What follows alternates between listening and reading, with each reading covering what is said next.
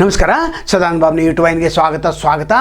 ರಾಜ್ಯ ಸರ್ಕಾರ, ಕಾಂಗ್ರೆಸ್ ಸರ್ಕಾರ ಗಡ ನಡುಗ್ತಾ ಇದೆಯಾ ಅಥವಾ ಬೀಳುವಂಥ ಸಾಧ್ಯತೆ ಇದೆಯಾ ಅಥವಾ ಮುಖ್ಯಮಂತ್ರಿ ಚೇಂಜ್ ಆಗ್ತಾರಾ? ಇವೇ ಸುದ್ದಿಗಳು. ಆದರೆ ಕಾಂಗ್ರೆಸ್ ಸರ್ಕಾರ ಬೀಳೋದಿಲ್ಲ, ಗಡ ನಡುಗ್ತಾನೇ ಇಲ್ಲ. ಆದರೆ ಇಲ್ಲಿ ಸಿ ಎಮ್ ಯಾರಾಗ್ತಾರೆ ಅನ್ನುವಂಥ ಚರ್ಚೆ ಮಾತ್ರ ಈಗ ಸದ್ಯಕ್ಕಿದೆ. ಒಂದೊಂದು ಕಡೆ ಒಂದೊಂದು ವಿಚಾರಗಳು. ನಂತರ ಖರ್ಗೆ ಅವ್ರ ಜೊತೆ ಪರಮೇಶ್ವರು ಮೀಟಿಂಗ್ ಮಾಡಿದ್ದಾರೆ, ಸತೀಶ್ ಜಾರಕಿಹೊಳಿ ಮೀಟಿಂಗ್ ಮಾಡಿದ್ದಾರೆ, ಈ 3 ಜನ ಮೀಟಿಂಗ್ ಮಾಡಿದ್ದಾರೆ.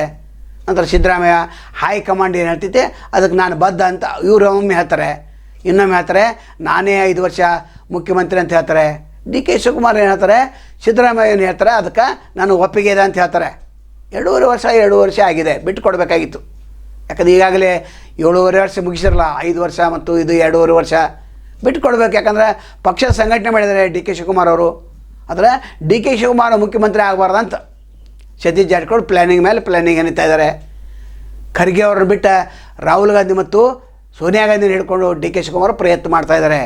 ಒಟ್ಟಾರೆ 3-4 ದಿವಸದ ಏನು ಒಂದು ರಾಜಕೀಯ ಚರ್ಚೆ ನಡೆದಿದೆ, ಇದು ಕರ್ನಾಟಕ ಸರ್ಕಾರಕ್ಕೆ ಶೋಭೆ ತರ್ತಕ್ಕಂಥದ್ದು ಅಲ್ಲ, ಕಾಂಗ್ರೆಸ್ ಸರ್ಕಾರಕ್ಕೆ ಶೋಭೆ ತರ್ತಕ್ಕಂಥದ್ದು ಅಲ್ಲ. ಈಗ ಹಿಂದೆ ಸಿ ಎಮ್ ಆಗುವಂಥ ಹೊತ್ತಿನಲ್ಲಿ ಕೂಡ 3-4 ದಿವಸ ಲೇಟ್ ಮಾಡಿದರು. ಈಗ 6ನೇ ತಾರೀಕಿಗೆ ಅಂದರೆ ಇನ್ನೂ 6 ದಿವಸ ಆದ ನಂತರ ರಾಹುಲ್ ಗಾಂಧಿ ಅವರು ಏನೋ ಒಂದು ಡಿಸಿಷನ್ ಕೊಡ್ತಾರಂತ ಸುದ್ದಿದೆ.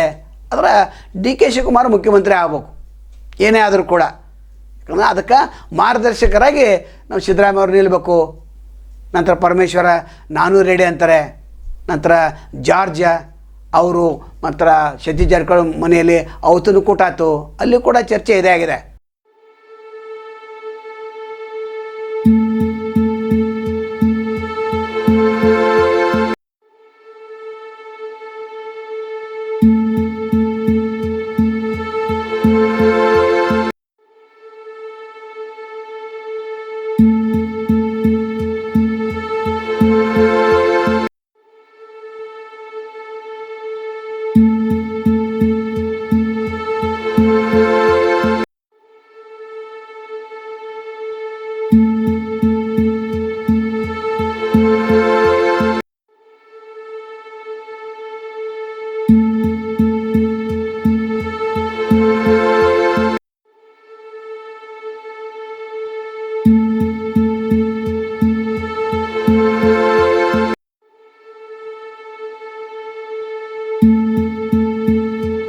ಖರ್ಗೆ ಅವರೇ ನೀವಾಗ್ರಿ, ಇಲ್ಲ ನಮ್ಮ 3ರಲ್ಲಿ ಯಾರಾದರೂ ಒಬ್ಬರು ಮಾಡಂತ, ಅದು ಕೂಡ ಗೌಪ್ಯವಾಗಿ ಉಳಿದಿದೆ. ಒಟ್ಟಾರೆ ಈ ವಾತಾವರಣ ಇದೆ. ಹದಗೆಟ್ಟು ಹೈದರಾಬಾದಿಗೆ ಅಂತ ಹೇಳ್ಬೋದು.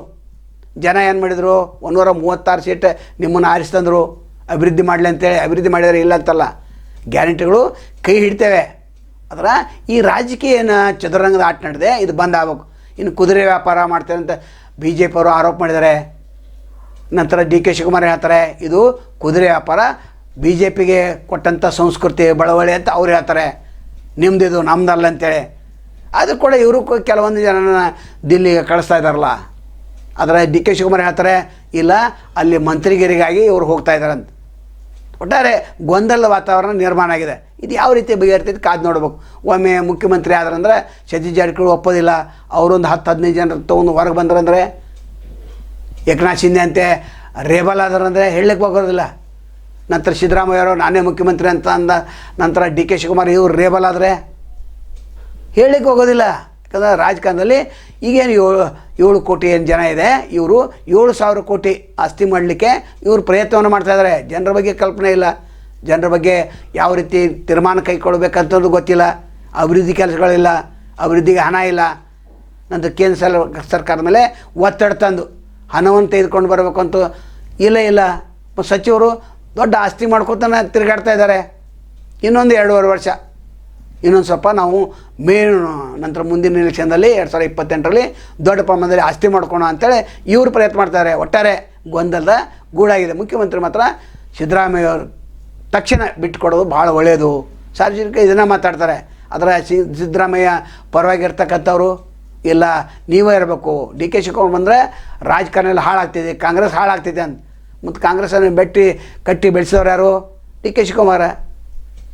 ಸಾರ್ವಜನಿಕ ಮಾತಾಡಿದ ನಾವು ಹೇಳ್ತೇವೆ. ಒಟ್ಟಾರೆ ಡಿ ಕೆ ಶಿವಕುಮಾರ್ ಮುಖ್ಯಮಂತ್ರಿ ಆಗಲೇಬೇಕೆಂಬ ಅಭಿಪ್ರಾಯ ಇದೆ. ಒಟ್ಟಾರೆ ರಾಹುಲ್ ಗಾಂಧಿ ಅವರು ಯಾವ ರೀತಿ ಒಂದು ಹೇಳಿಕೆಯನ್ನು ನೀಡ್ತಾರೆ ಕಾದು ನೋಡಬೇಕಂದ್ರೆ ಕಾಂಗ್ರೆಸ್ಸಲ್ಲಿ ಹೈಕಮಾಂಡೇ ಇಲ್ಲ, ಇವರೇ ಎಲ್ಲ ಹೈಕಮಾಂಡ್. ಇವರ ಗೊಂದಲವನ್ನು ಸೃಷ್ಟಿ ಮಾಡಿದವರು.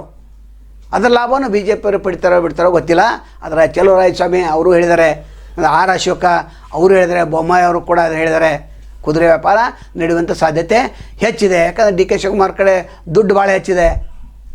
ಆದರೆ ಅದನ್ನು ಒಪ್ತಾ ಇಲ್ಲ ಅವರು. ಒಟ್ಟಾರೆ ಹೈಕಮಾಂಡ್ ಯಾರು ಹೆಚ್ಚು ದುಡ್ಡು ಕೊಡ್ತಾರೆ ಅವ್ರು ಸಿ ಎಮ್ ಆಗೋದು ಗ್ಯಾರಂಟಿ. ನಾಳೆ ಮತ್ತೊಂದು ತಮ್ಮನ್ನು ಭೇಟಿ ಆಗ್ತೇವೆ. ಅಲ್ಲಿವರೆಗೆ ಎಲ್ಲಿ ಶುಭಾಗಲಿ. ನಮಸ್ಕಾರ.